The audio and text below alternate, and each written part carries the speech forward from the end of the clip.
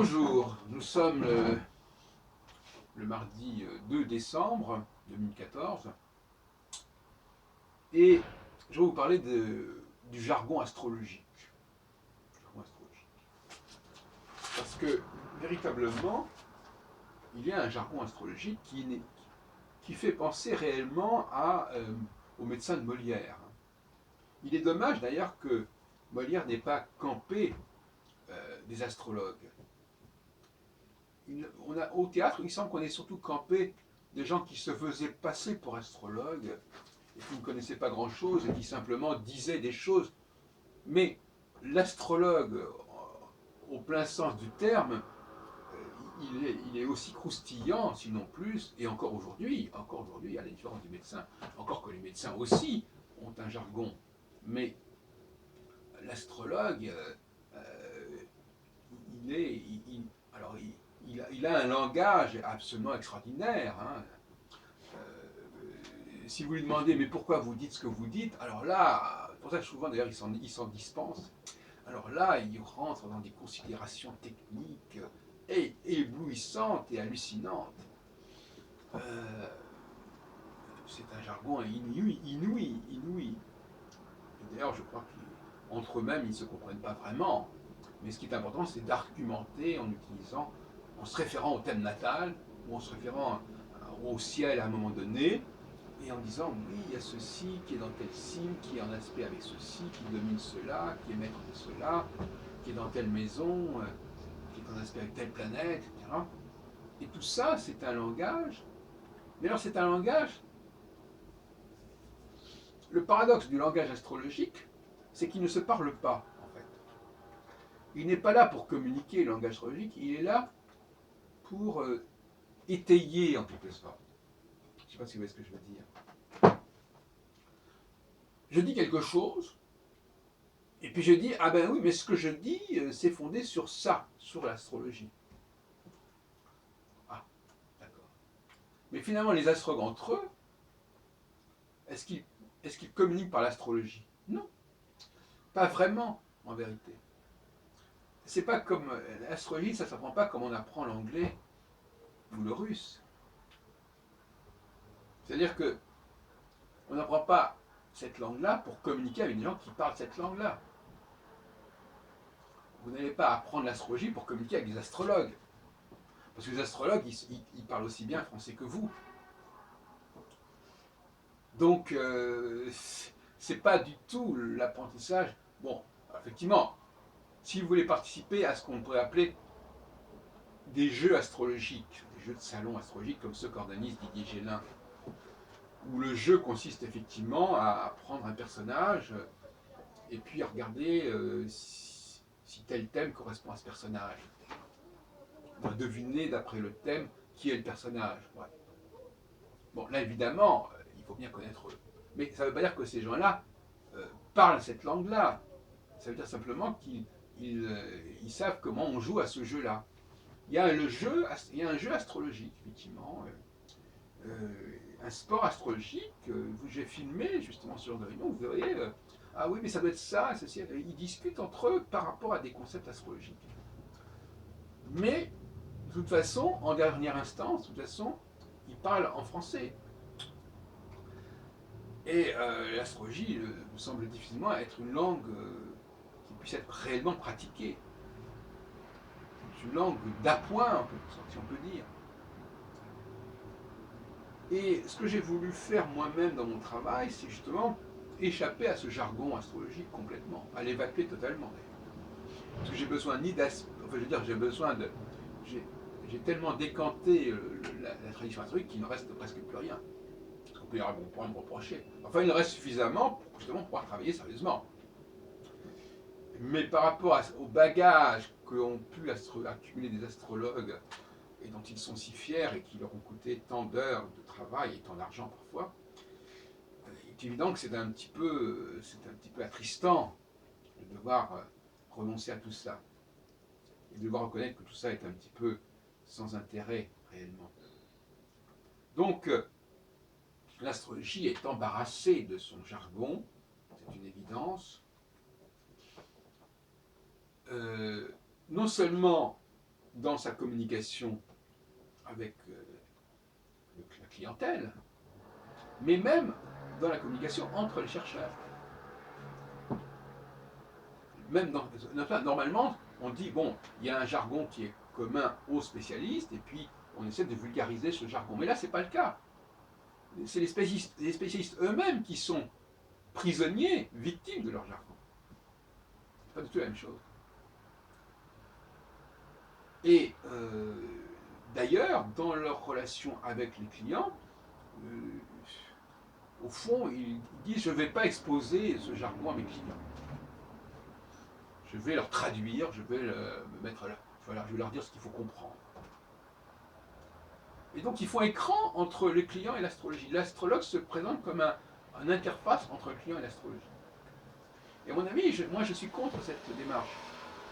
Je pense que l'outil astrologique doit être suffisamment simple aujourd'hui, suffisamment ergonomique, pour ne pas avoir besoin d'un astrologue. Mais évidemment, c'est beaucoup plus simple que ce que font les astrologues.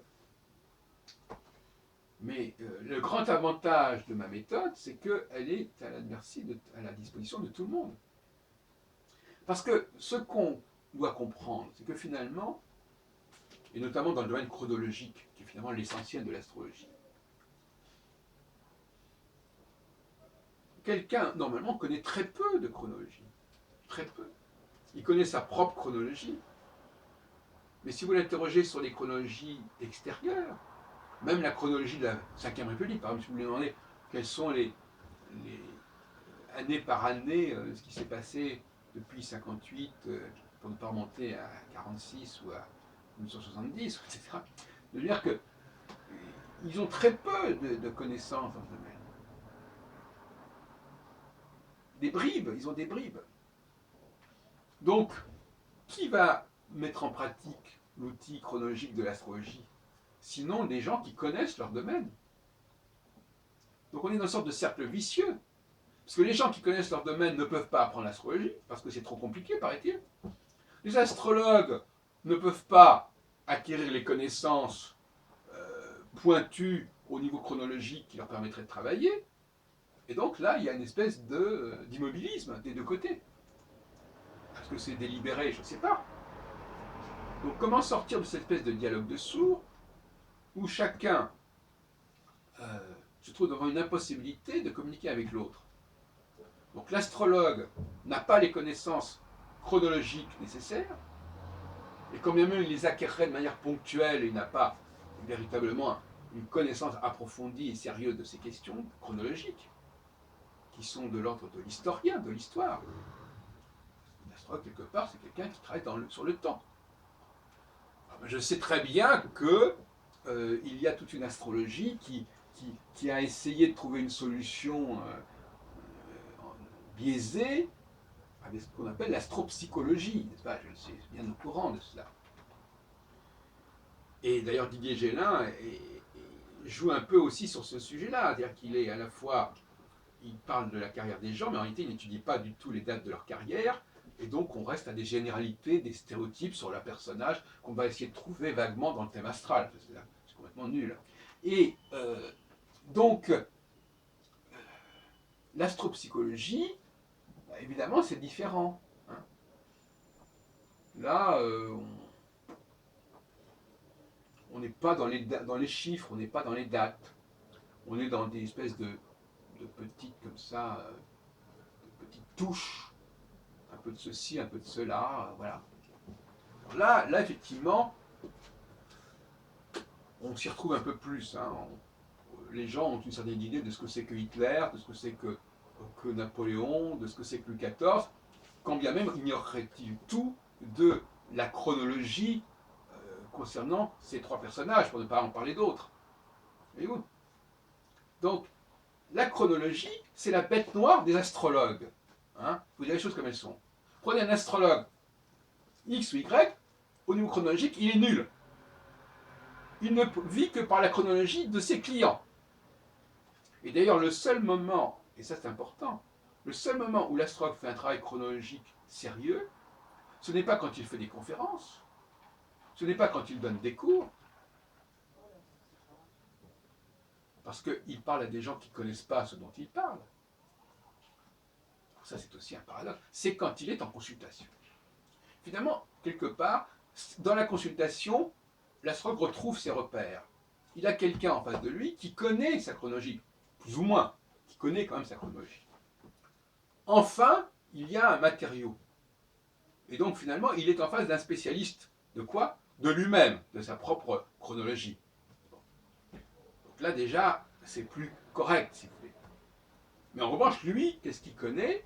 Bon, alors lui, il a aussi ses propres outils. Bon. Mais, bon. Alors, donc la consultation astrologique, c'est quand même un lieu où l'astrologie trouve ses marques. Mais ça montre bien à quel point le problème de la chronologie se pose, parce qu'en fin de compte, bon, il a affaire à des inconnus qui connaissent leur histoire, qu'on ne peut pas recouper d'ailleurs. Eux, ils savent ce qu'ils ont fait, ils savent ce qu'ils ont vécu. Et l'astrologue, il est avec ça.